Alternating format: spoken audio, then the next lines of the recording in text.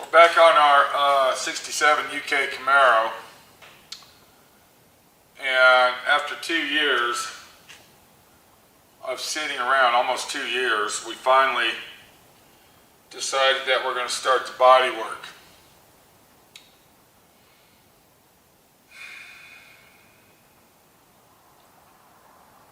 I'm not really happy about this job, to be honest with you folks.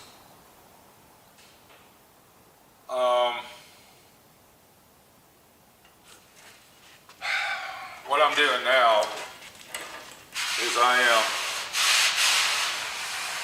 fine-tuning, or should I say I'm doing my first round of looking for bodywork. And anybody who's been watching my videos, they basically know the story, they know the scenario. Let me give you a little history on the car. It was a one-owner car. We bought it for a guy in the UK, and we are restoring it for the guy in the UK. We thought that it was going to be a lot quicker than what it is. This car's been at my shop for approximately 7 years, maybe 6, 5, somewhere in that area. We finally came to the conclusion we were going to have it stripped of bare metal. We went and had it dustless blasted. So we had the car dustless blasted. We went ahead and put it in epoxy primer. The next thing we did, we fixed the quarter panels. We finally got those done. This one on this side here had to be patched.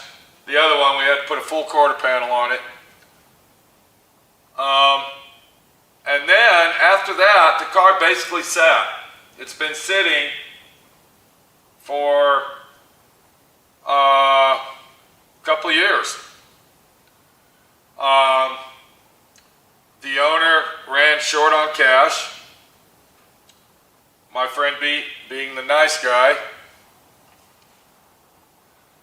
decided, okay, we'll go ahead and wait. And then in the meantime, I was in the process of moving from Dallas to Moab, so I brought the car out here, and then it sat out here. So it might have been sitting for longer than 2 years. It's been sitting a while. But we finally got on the stick here and got a hold of the owner, and now what we're doing is the body work. And I've said this a dozen times, and I'm sure I've made videos of this car a dozen times, but when you are doing a car like this, and the car sits around for as long as this one's been sitting, you really aren't happy in working on it. You really don't want to work on it. The only thing you want to do is get this thing out of the shop, out of your hair, down the road, get the fuck gone, and you just don't want to look at it.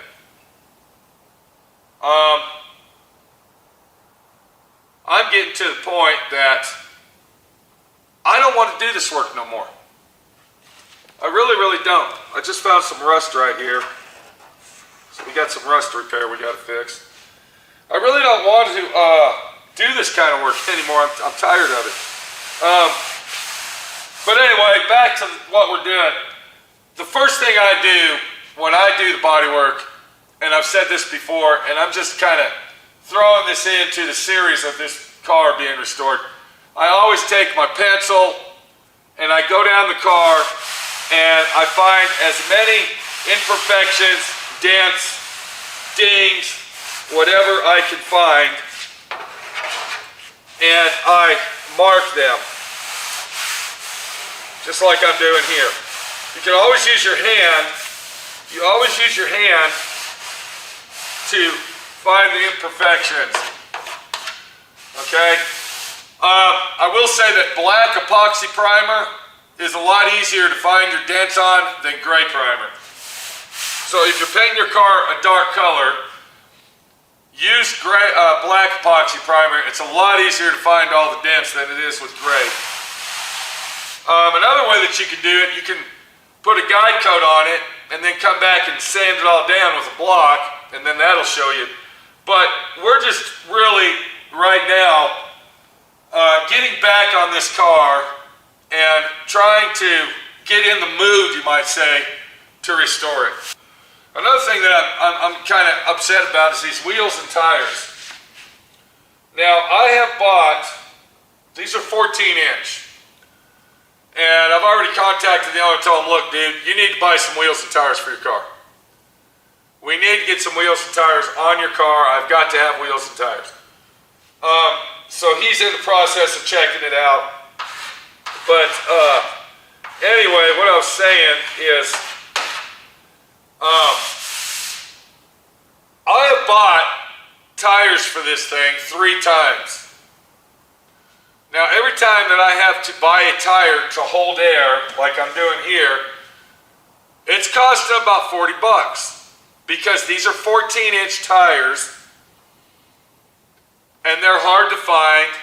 And to be honest with you, being in Moab, Utah, Grand Junction, Moab, Utah, Western Slope area, I probably wouldn't even be able to find these tires. People would laugh at me. So I'm kind of stuck here with these tires. And if I had tires that had air in them, I'd be able to air it up. And it would the car would sit up higher where I could work on it. Because as it sits right now, it's kind of like sitting like a regular car almost. One good thing about this car, I will say, is that this car is a one-owner car. It was a one-owner car, and it was in a garage for approximately 30 years, sitting in a guy's garage. Welcome to D.I.Y. Automotive School with my friend Pete and Minnie, the body shop girl. It's everything you need to know about cars and more.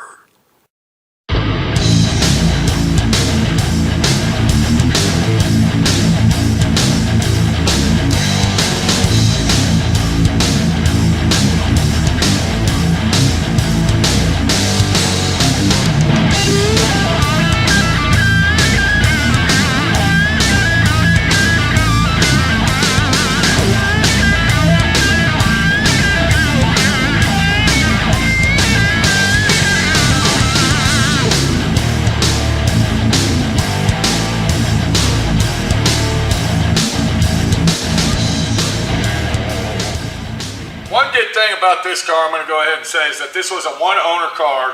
It sat in a garage for almost 30 years. It's a pretty clean car. This is one of the cleanest cars that I've done bodywork on in a very, very long time. So that's another situation that keeps me motivated on finishing this car out for the guy. When I get done with this car, it should be a very, very clean, beautiful car. It had minimal rust in it. I mean, the floors on this thing were immaculate. What I'm doing, and you can kind of see as I'm talking here, I'm locating all the damage on my car using my pencil. And that's very important when you first start out. There's a lot of damage right here.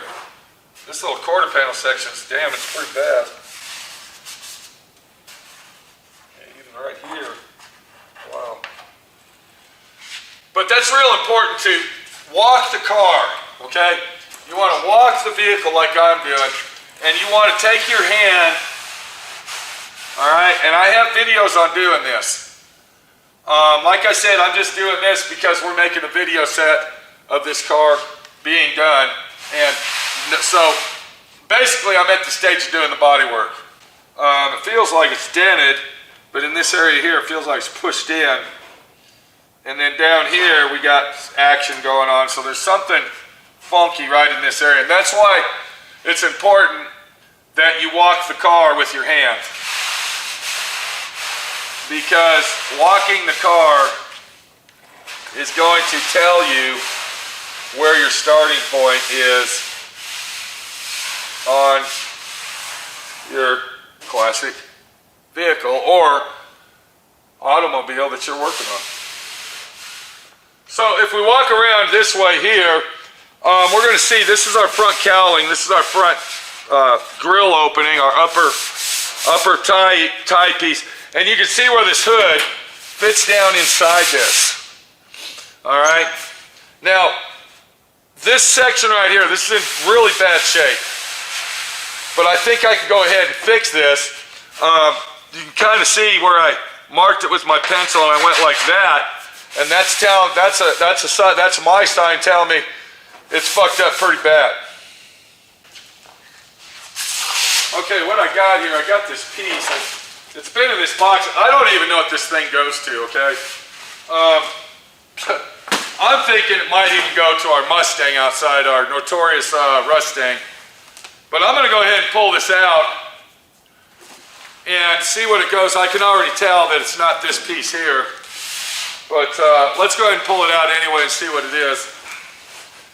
And it's gonna make a mess, of course, pulling it out. And I think I know an easier way that we could do this. What I'll do is I'll take my knife and I'll cut it and open it up.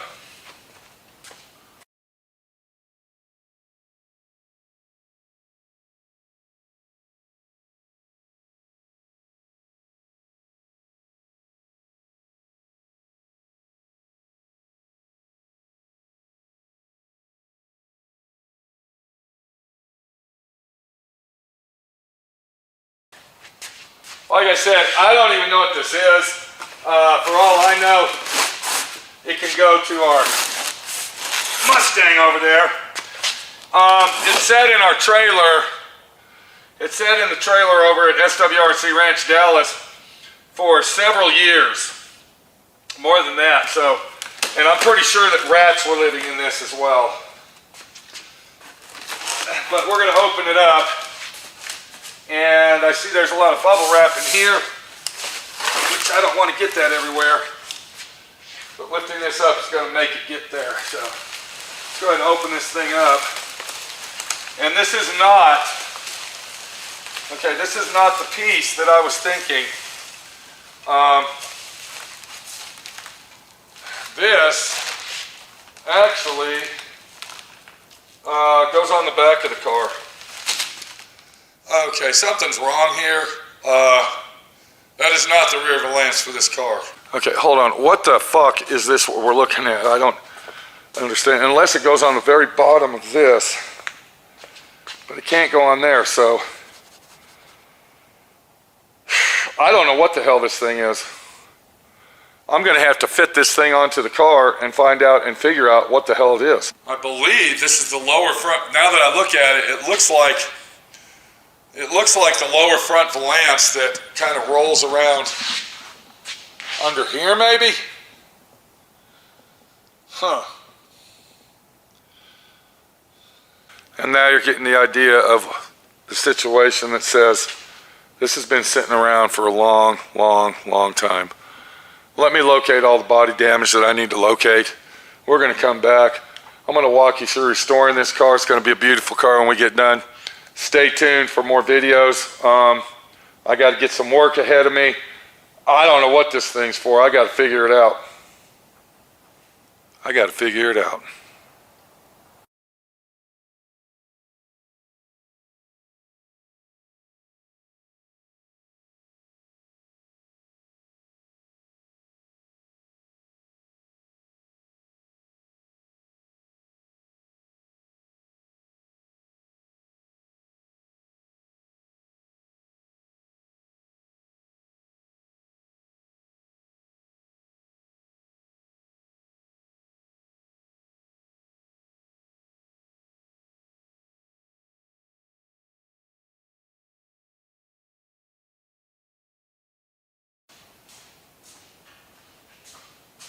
Well, the mystery is over. Just as I suspected, this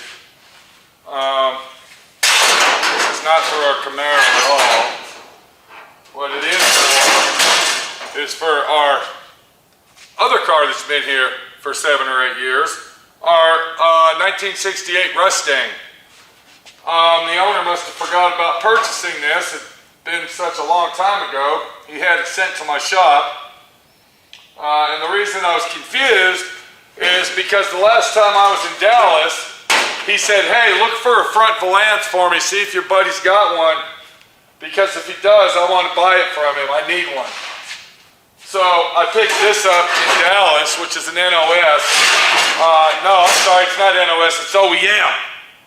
OEM, Original Equipment Manufacturer, it's not NOS.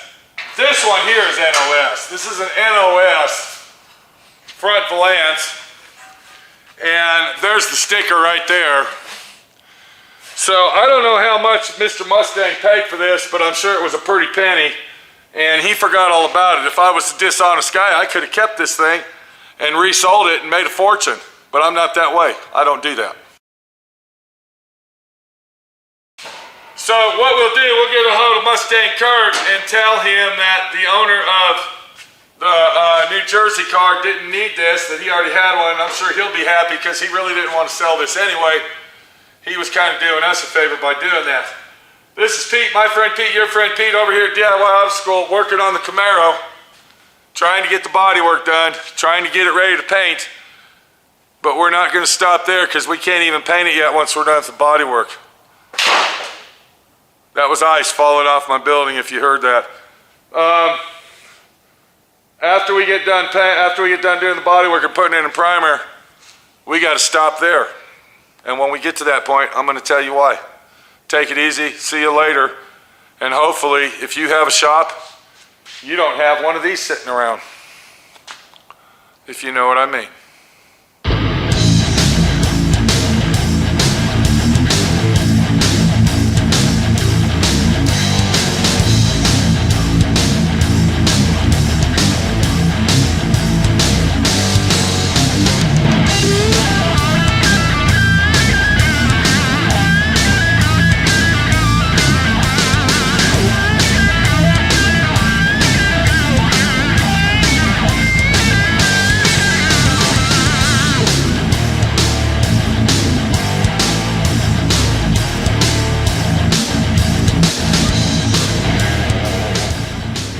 Thanks for watching D.I.Y. Automotive School.